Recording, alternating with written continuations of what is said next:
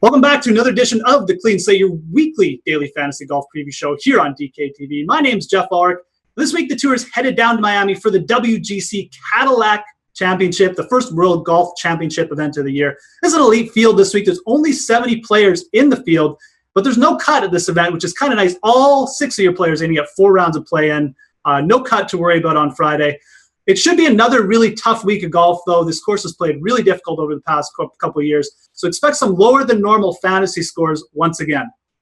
If you have not checked out the DraftKings lobby, definitely do so after you're done checking out this video. There's a ton of big PGA contests this week. There's a $400K Miami Classic, $100,000 to first place. It's a $300 entry fee, a little bit more smaller, a little bit more exclusive field, but I definitely recommend checking it out quickly because those golf contests are popular and they have been filling fast.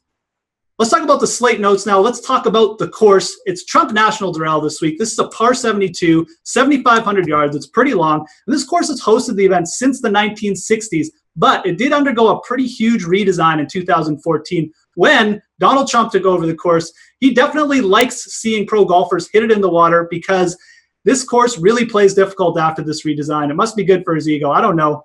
But just to give you an example of how much more difficult it plays now, the winning score in 2013, Tiger Woods won at -19. In 2014, that winning score went down to -4. Only 3 players were under par for the week in 2014. This course plays really tough, and it plays really long. There's a lot of longer par 4s on the course. 3 of the par 3s are over 200 yards, and there's just a lot of tough tee shots that force players to carry water, carry bunkers. Water is in play on the majority of the holes as well, so you're going to see some big scores once again this week. The course does have 4 par 5s, and I think those are going to be vital for scoring. Outside of these holes, you won't see a ton of birdies. You're going to need players who can take advantage of these par 5s to score, and if they want to get under par for the week. And just to give you an example, last year's winner, Dustin Johnson, he played the par 5s at 6 under par for the week, actually played the par 4s at over par on his way to winning. So I'll just give you an example of how important those par 5s are going to be this week. Tournament tip, look for players who can hit it long. Look for players with good length off the tee. This course is quite simply built for bombers. The bombers just have a huge advantage this week on the par 4s, and it's just going to be a little bit easier for them to reach the par 5s. Last season, a lot of the top finishers were ranked inside the top 10 in driving distance on tour. You had Adam Scott, Bubba Watson, and Dustin Johnson, who topped the tour last year in driving distance. It's just more likely that one of these bombers are probably going to take down this event again, and they all make for good DFS plays this week. Let's talk about horses for courses. Let's talk about those players who are well suited for this course, who have a nice course history. It is important to note that the redesign took place in 2014, so those results before that aren't as important this week. But there's still some players we should take note of. Bubba Watson is definitely one of those players. He has finished 3rd and 2nd here since 2014. He really likes the redesign. He also has a 2nd place finish from 2012. He's just taken to the setup overall. Rory McIlroy is another player to take note of. 4 top 10s in his last 5 appearances here, and he was 9th last year, even though he wasn't in great form. He threw his club in the water. That's how bad he was playing. But he still finished 9th. The redesign definitely, I think, sets up well for his game, though. Bill Haas is another player to take note of this week. He's recorded back-to-back top 10s here since 2014, so he definitely likes the redesign. Another player you could take note of. He's only 7,900 this week. Then you have Dustin Johnson. He's back on the list for sure. He won here last year. He was 4th year in 2014. He hits it a ton off the tee. Definitely a player who's taken to this course as well.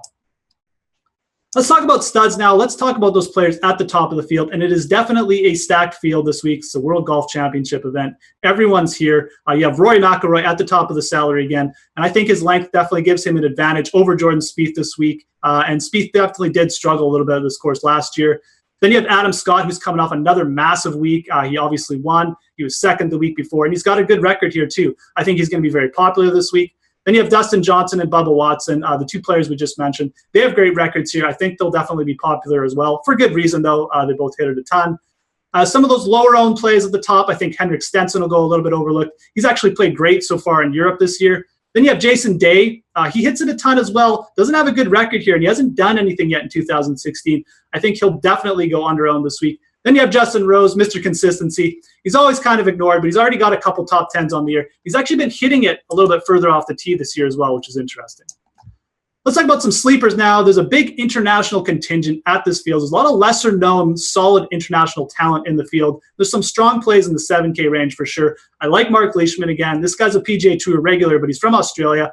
Had a big week at the Northern Trust Open. He's got good distance off the tee. I think he's going to be a nice fit for this course.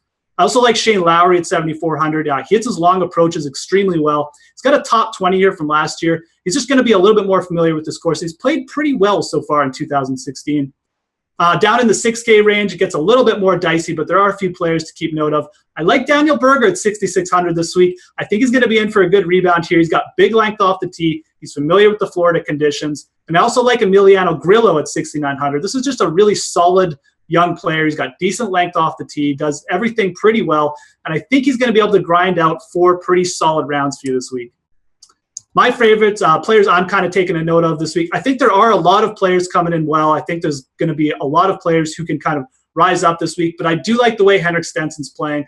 I think he's started his year well. He's got a second, a third, and a sixth already over in Europe, and I think he can contend here. His tee to green play just makes it really, I just think that his tee to green play can really come into factor here.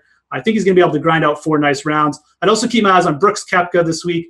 He played pretty well here last year, made a lot of birdies, made a few mistakes, but I think he can improve on his 17th place finish here last year. I also think this is a week where Rory McIlroy could rebound. He didn't have a good Honda Classic finish, but his length here just gives him a pretty big advantage. My final thoughts for the week, guys. If you're looking for some safer plays this week, definitely go with those players who are already in form, who have already sort of landed a top finish this week. This course is hard enough, and so you want those players who are already in peak condition. But definitely get to know some of the more international players in the field this week. There's a ton of players you might not have heard of.